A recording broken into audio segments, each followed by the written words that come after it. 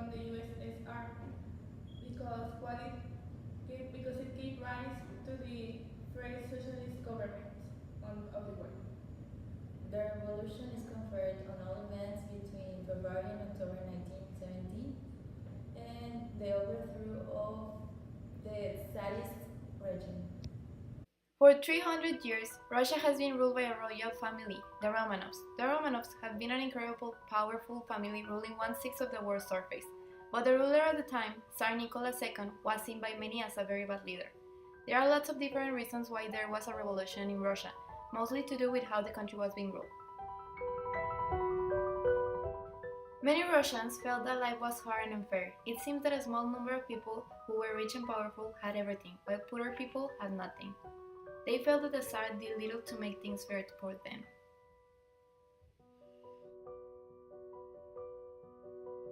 To understand the events of 1917, we must go back a little further to 1905.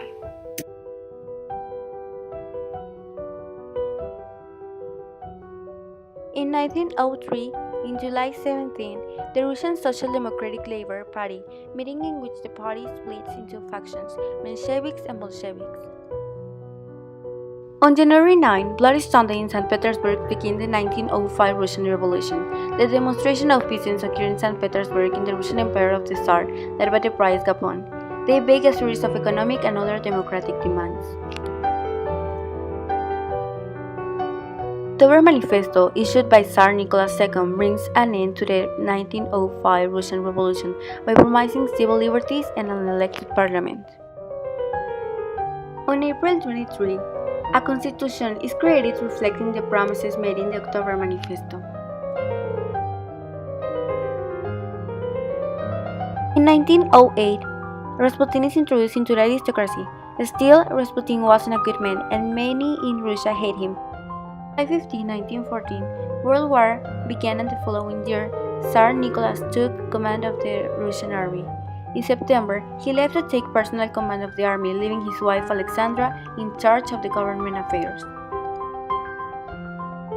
December 17, the supporters of Russia's alliance with France, eager to see Germany defeated militarily, suspect that Rasputin was undermining Russian foreign policy and decided to create a plan to assassinate him.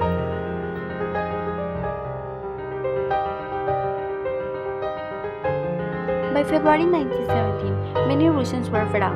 Riots broke out in St. Petersburg. Tsar Nicholas Il'Isarov joined these riots. The Tsar had no choice but to step down. This ended 300 years of Romanov rule in Russia, and a new government was set up, called the Provisional Government. This was meant to be a new start for Russia, but there were still more problems to come. The new government struggled to organize themselves. There were a number of disagreements about how things should be run. It did very little to help the people in the first few months of power and continued to fight in the war against Germany. October 25, the October Revolution.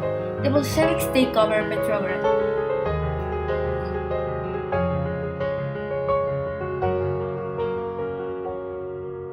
The Winter Palace, the last holdout of the provisional government, is taken by the Bolsheviks.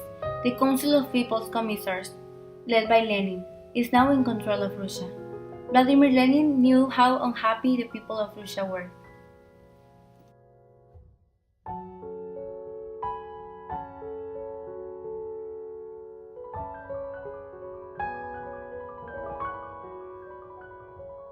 In 1918, March 3, the Treaty of Brest-Litovsk between Germany and Russia is signed and takes Russia out of World War I.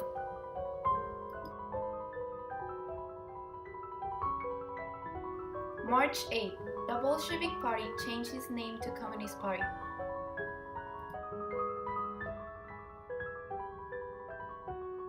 June, Russian Civil War begins. The Civil War occurred because after November 1917, many groups had formed that opposed Lenin's Bolsheviks. They were known as the Whites. July 17, Tsar Nicholas II and his family are executed. The family was killed in Ekaterinburg.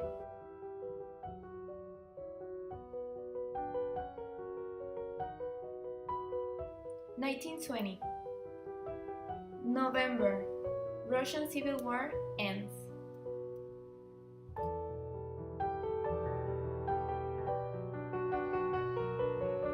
1922, April 3, Stalin is appointed General Secretary.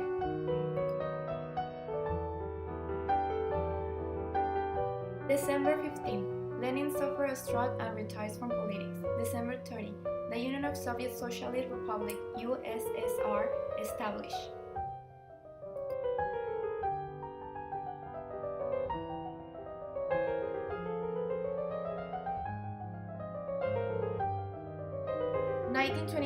January 21, Lenin dies. Stalin will become his successor.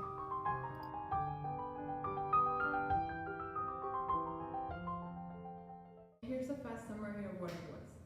The Russian Revolution started in 1917 when the peasant and the working class of Russia revolted against the government of the Tsar Nicholas II.